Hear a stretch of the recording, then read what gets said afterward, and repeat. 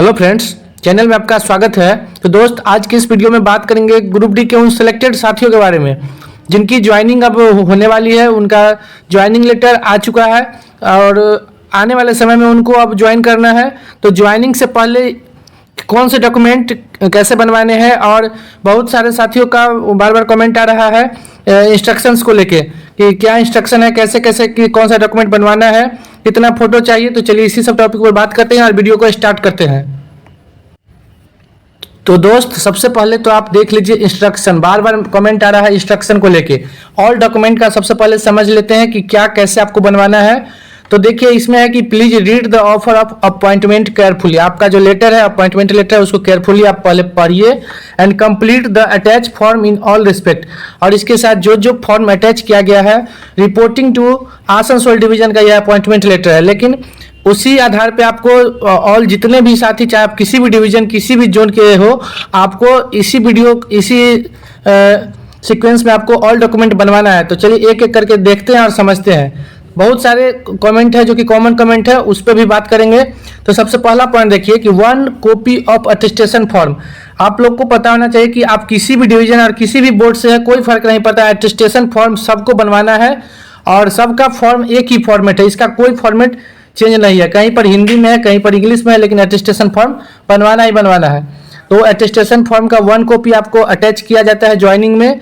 Please make 3 photocopy, और इसका बोला गया है कि आपको 3 फोटोकॉपी इसका करा के रखना है। कहीं कहीं किसी डिवीजन में 2 कॉपी से काम चल जाता है, कहीं कहीं 3 फोटोकॉपी लग रहा है। तो ये आप अपने डिवीजन के अकॉर्डिंग देखेंगे। और of the blank attestation form and submit 3 copy to this office duly fill up in all respect. तो सबसे पहले तो जो आपको अटेस्टेशन फॉर्म अगर आपको मेल आ रहा है या ज्वाइनिंग लेटर में आपको एक अटेस्टेशन फॉर्म दिया गया है, तो सबसे पहला काम आपका बनता है कि उसका 2 कॉपी आप जिरोक्स कराएं। टोटल 3 कॉपी आपको लेके जाना है। देख सकते हैं attestation form and submit 3 copy. तो इसके साथ आपको मूल अटेस्टेशन फॉर्म हो गया, साथ में 3 फोटोकॉपी इसमें मांगा जा रहा है। वो आप अपने डिवीजन से जो आपका ज्वाइनिंग लेटर आएगा उसके अकॉर्डिंग आपको जिरोक्स कराना है। और दूसरी बात कि बार बार पूछा जाता है कमेंट के माध्यम से कि एक अटेस्टेशन फॉर्म पर जो आइडेंटिटी सर्टिफिकेट है उसमें साइन करा कर क्या हम उसका जिरोक्स करवा सकते हैं। तो ऐसा बिल्कुल नहीं है। आपको जितना अटेस्टेशन फॉर्म होगा, ये एक ओरिजिनल वाला और 3 फोटोकॉपी जो है, तो 3 और 1 4, सभी पे आपको अलग अलग आइडेंटिटी सर्टिफिकेट आपको बनवाना है। और उस पर अलग अलग मतलब सभी में एक ही अधिकारी से आपको साइन कराना है। अगर आप अलग अलग अधिकारी से भी साइन कराते हैं तो कोई दिक्कत नहीं है, लेकिन अगर आप तंग नहीं होना चाहते तो किसी एक अधिकारी के यहाँ जाएंगे, अटेस्टेशन फॉर्म का ओरिजिनल और जिरोक्स लेकर, और आराम से आप वहाँ साइन करवा सकते हैं। एक अधिकारी से ही आपका ये कंप्लीट हो जाएगा। उसके बाद पॉइंट नंबर 2 देखते हैं, एक एक आराम से समझते हैं। पॉइंट नंबर 2 में है fix your recent passport size photograph. हाल का खींचा हुआ पासपोर्ट साइज फोटोग्राफ चाहिए, और जो अटेस्टेशन फॉर्म में जो जगह प्रोवाइड किया गया है वहाँ पर आपको यह लगाना है। तो दूसरा नंबर नॉर्मल है, इसमें कुछ ज़्यादा है नहीं। पॉइंट नंबर 3 देख लीजिए, you are required to submit 2 caste certificate, submit 2 character certificate in prescribed format. आपको जो फॉर्मेट दिया गया है उसमें आपको करेक्टर सर्टिफिकेट बनवा कर देना है। तो एक चीज़ ये हो गया।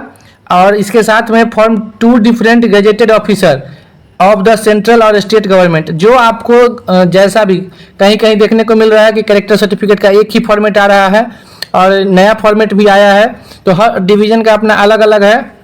सभी डिवीजन में अटेस्टेशन फॉर्म सेम है, उसके बाद हर डॉक्यूमेंट आपका अलग अलग है। तो आपको घबराना बिल्कुल नहीं है। आपको जैसा करेक्टर सर्टिफिकेट का परफॉर्मा बाय मेल या बाय आपको पोस्ट आपको मिलेगा, वो आपको बनवाना है। उसमें कोई दिक्कत नहीं है। कैसे बनवाना है उसका वीडियो सब डाला हुआ है, आप आराम से देखकर समझ सकते हैं। करेक्टर सर्टिफिकेट में एक चीज़ है जो कि देख लीजिए, एक साथी का कमेंट आया था कि आप पिछले वीडियो में बताएं कि 1 साल से कम नहीं होना चाहिए, तो वो कहाँ दिया गया है। तो देख सकते हैं, इसी इंस्ट्रक्शन में आपको दिखाते हैं। देखिए, in this it should be clearly mention that the gazetted officer know you for more than 6 month.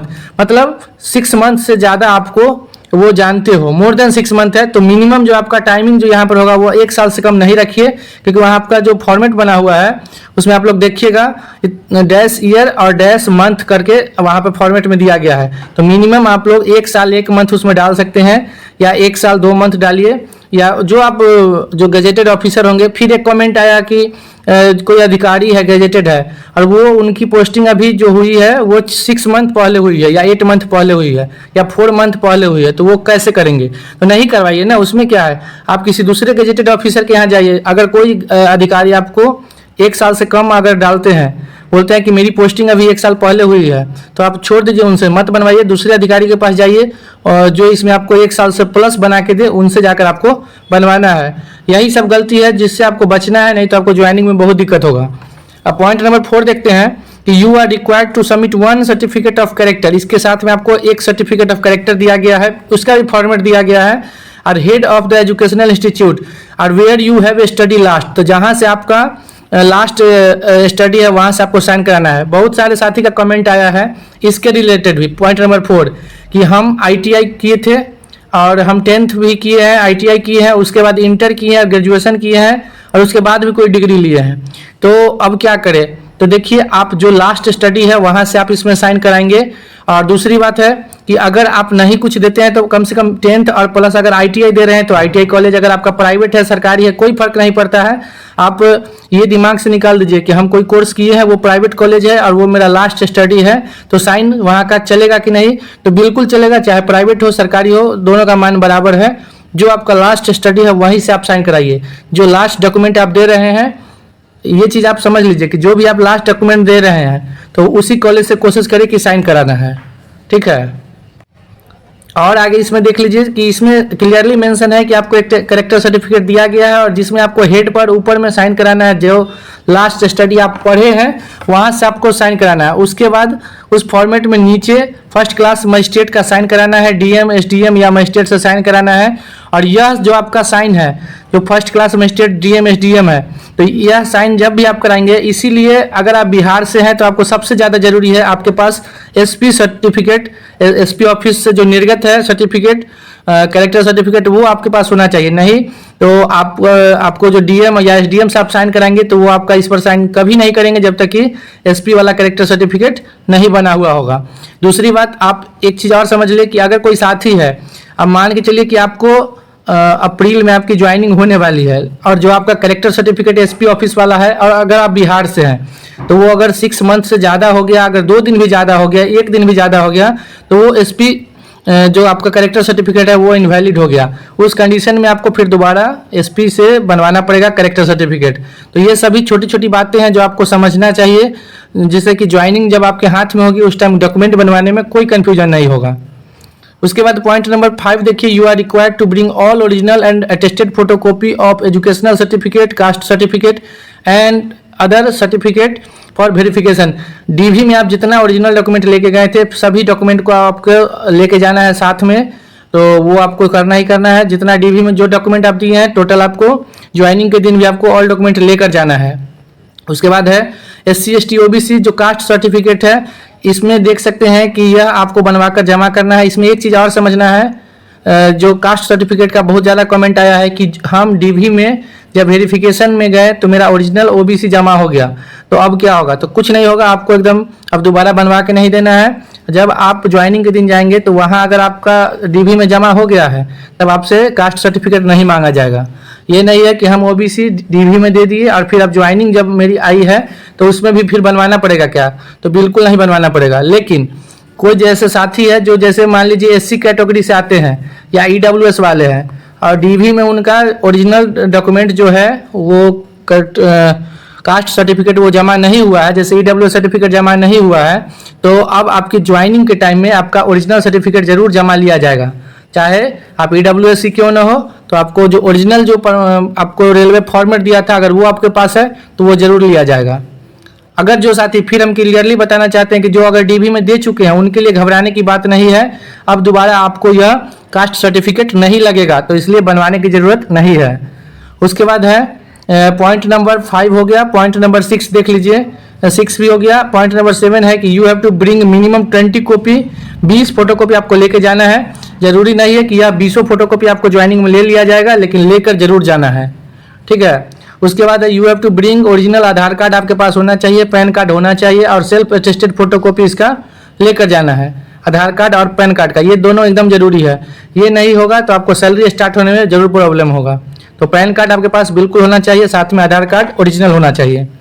उसके बाद है कि अगर आप सरकारी कर्मचारी पहले से है या सेमी गवर्नमेंट में कहीं आप जॉब कर रहे हैं तो आपको एनओसी आपको खोजा जाएगा। अगर आप एनओसी नहीं दिए हैं डीवी में तो टेक्निकल रिजाइन, अगर आप एनओसी दिए हैं तो टेक्निकल रिजाइन लगेगा, और अगर नहीं है, ये दोनों आप नहीं दिए हैं तो आप डायरेक्ट रिजाइन करके आप रेलवे में फिर ज्वाइन कर सकते हैं, कोई दिक्कत नहीं होगा। जो भी साथी जो जिनको एनओसी नहीं मिल पा रहा है या डीवी में एनओसी नहीं दिए हैं तो उनके लिए सबसे अच्छा है कि डायरेक्ट आप रिजाइन कीजिए डायरेक्ट, और आप यहाँ आकर ज्वाइन कर लीजिए, आपको कोई दिक्कत नहीं होगा। लेकिन आपको एक चीज़ ध्यान रखना है कि आपका रिलीज जो है, रिलीजिंग आपके पास होना चाहिए। अगर रिलीज लेटर आपके पास नहीं हुआ तो फिर दोबारा आपको वापस दौड़ाया जाएगा, तो इस चीज़ को भी आपको ध्यान रखना है। अगर एनओसी दे दिए तो टेक्निकल रिजाइन लेके आइए, कोई टेंशन नहीं है। अगर नहीं एनओसी मिला तो फिर वही बात है, डायरेक्ट रिजाइन देके रिलीज होकर जरूर आना है, क्योंकि रिलीजिंग लेटर जो है ना, ज्वाइनिंग के दिन इसका बहुत रोल है। अगर ये आपके पास नहीं है तो आपको 99% आप समझिए आपको वापस जाना ही पड़ेगा। फिर जब तक आप ये जमा नहीं करेंगे आपको ड्यूटी पर ऑन नहीं किया जाएगा। तो ये चीज़ हो गया एनओसी वालों के लिए। आगे है point number 10, you have applied और appeared in the selection procedure of any other job they written information for the same need to be submit. देखिए ये उनके लिए है, जैसे मान लीजिए अगर आप ग्रुप डी में जॉब करने जा रहे हैं तो आप तो इसी में रहेंगे नहीं, साथ में आपका होगा, अगर आप बिहार से हैं तो बीएसएससी सीजीएल जरूर आप भरे होंगे। उसके बाद आप अदर कोई एसएससी एग्जाम आप फॉर्म भरे होंगे। तो आपको क्या करना है कि आपको ज्वाइनिंग के दिन जो भी फॉर्म आप भरे हैं या जिसका एक एग्जाम हो गया, आगे दूसरा एग्जाम होने वाला है, आप ऑल डिटेल ज्वाइनिंग के दिन जरूर सबमिट करेंगे। ये इससे क्या होगा कि आपको आने वाले समय में एनओसी मिलने में कोई दिक्कत नहीं होगा। तो वही चीज़ है कि अगर आप किसी दूसरे एग्जाम में अपियर हो रहे हैं एनी अदर जॉब, तो आपको उसके बारे में जानकारी जरूर देनी है। उसके बाद पॉइंट नंबर 11 देखिए, जो एनपीएस फॉर्म को लेके है कि before filling the NPS form please read, पहले इसको अच्छा से पढ़ना है एनपीएस फॉर्म भरने से पहले, और सभी इंस्ट्रक्शन को देख लेना है। एनपीएस फॉर्म मस्ट, आपको जो भरना है एनपीएस फॉर्म को, एक चीज़ ध्यान रखना है कि हमेशा ब्लैक बॉल पेन से आपको भरना है, ब्लू इसमें नहीं अलाउ है। कोशिश करना है कि आपको ब्लैक बॉल पेन ही इसमें दिया जाता है, उसी से भरना है। एनपीएस फॉर्म कैसे भरेंगे इसका भी बहुत कमेंट आ रहा है, एक वीडियो लेकर हम जल्द ही आप लोग से मिलते हैं।